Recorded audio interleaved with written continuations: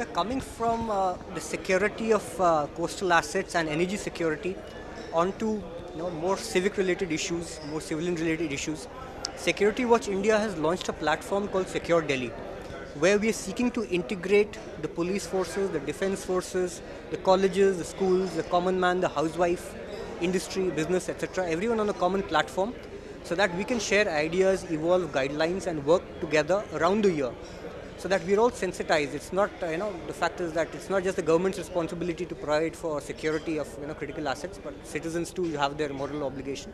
What do you think of this kind of platform, sir, and would you endorse this and its future potential?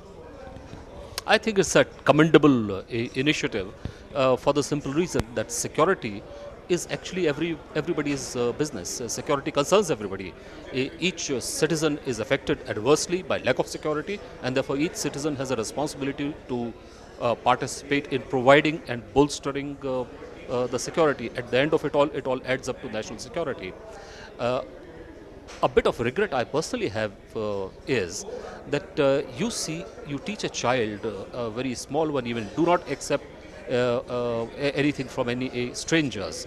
You teach a child to look after his belongings. You teach a child to lock the car, lock the house, lock this, lock that, take care of his belongings.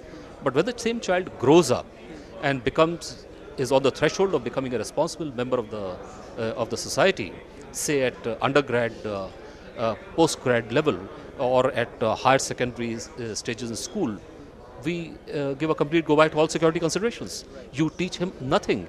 You don't mold him in any direction as to how the national security is affected.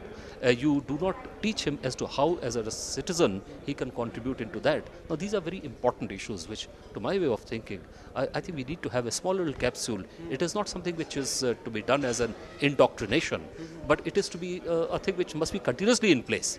Since it is not, I think it's excellent that your initiative has been there in place, but it has to be reaching out at a much larger audience, because everybody plays into it.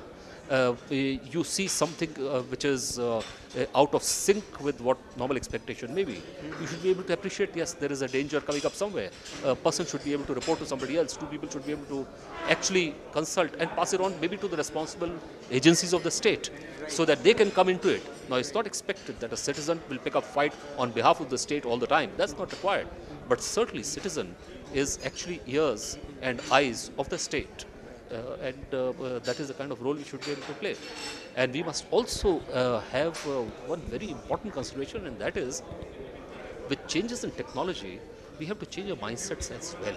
We cannot remain, I do acknowledge that this was a country that was kept out of the industrial revolution very purposefully, deliberately and comprehensively.